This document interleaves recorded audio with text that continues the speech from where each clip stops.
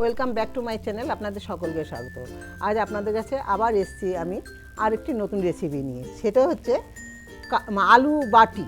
আলু বাটিটা হচ্ছে সব কিছুই আমি প্রথম জল বসিয়ে দিয়েছি, ইন্ডাকশানে করছি। ইন্ডাকশানটা আমি অন করে দিলাম। এবার বন্ধুরা আমি একটু নুন দিয়ে দিলাম জলে। তারপরে বন্ধুরা আমি যেটা দেব সেটা হচ্ছে মটরশুঁটি দিয়ে দিচ্ছি। তারপরে বন্ধুরা যেটা দেব আমি সেটা হচ্ছে একটু কাঁচা টমেটো আমি কুচিয়ে রেখেছি, সেই কাঁচা টমেটোটা দিয়ে দিচ্ছি। এটা সবটাই কাঁচাই দেব, কাঁচা টমেটো দিয়ে দিচ্ছি। তার সাথে বন্ধুরা আমি একটু কাঁচা পেঁয়াজ কুচিয়ে রেখেছি, সেটাও দিয়ে দিলাম। এখন যেটা দেব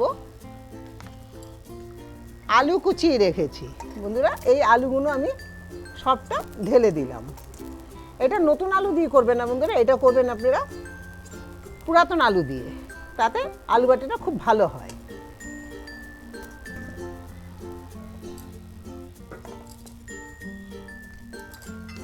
তারপর বন্ধুরা যেটা দেব আমি সেটা হচ্ছে একটু হলুদ দিয়ে দেব, আর দেব একটু কাশ্মীরি লঙ্কার গুঁড়ো, এটাতে কালারটা ভালো আসবে, আর একটু সামান্য একটুখানি ঝাল লঙ্কার গুঁড়ো।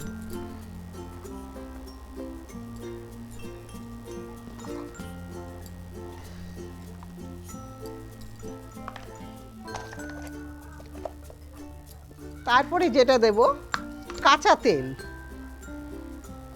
কাঁচা তেল অল্প করে দিয়ে দিলাম।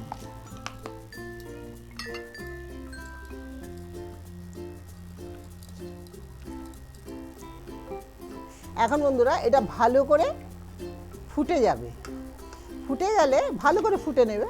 ফুটে গেলে যেটা করতে হবে সেটা একদম পুরো এটা মাখা মাখা হয়ে যাবে, ঝোলটা অনেকটাই টেনে নেবে আরও।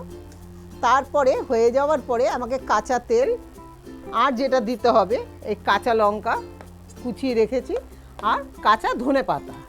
এটা বন্ধুরা শীতকালে খেতে ভীষণ ভালো লাগে, আর এটা খেতে হয় হাত রুটির সাথে। হাত রুটির সাথে ভীষণ ভালো লাগে খেতে।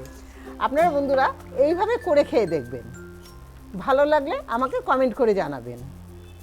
এবার বন্ধুরা এটা হতে 10 মিনিট টাইম লাগবে। ততক্ষণে বন্ধুরা আমার শেষ পর্যন্ত আমার এই আলু বাটিটা দেখতে থাকুন। হ্যাঁ বন্ধুরা আমার এই আলু বাটিটা হয়ে গেছে, দেখুন পুরো হয়ে গেছে। এই রকমই একটু হালকা ঝোল থাকবে, কেন এটা হাত রুটির সাথে খাওয়ার জন্য। এবার বন্ধুরা যেটা দিতে হবে সেটা হচ্ছে আমি একটুখানি কাঁচা লঙ্কাও কুচিয়ে রেখেছিলাম, একটু কাঁচা লঙ্কাও উপরে দিয়ে দিলাম। তার সাথে বন্ধুরা একটু ধনে পাতাও কুচোনো দিয়ে দিলাম। এটা ধনে পাতা ছাড়া একদমই ভালো লাগবে না, ধনে পাতা, টমেটো আর হচ্ছে মটরশুঁটি, এই তিনটে জিনিস এই তরকারিতে দিতেই হয়, নাহলে ভালো লাগবে না। এইভাবে বন্ধুরা আপনারা বাড়িতে করে খাবেন। ভালো লাগলে বন্ধুরা যেটা করতে হবে আমাকে কমেন্ট করে জানাবেন, আর আমার ভিডিওটিকে লাইক এবং শেয়ার করে দেবেন। আর যেটা করতে হবে আমার চ্যানেলটিকে সাবস্ক্রাইব করে দেবেন। এখানে বন্ধুরা আমার এই তরকারি করাটা, আলু বাটি করাটা এখানে আমি শেষ করলাম। আবার আসবো আপনাদের কাছে নতুন আরেকটি রেসিপি নিয়ে। ততক্ষণে টাটা।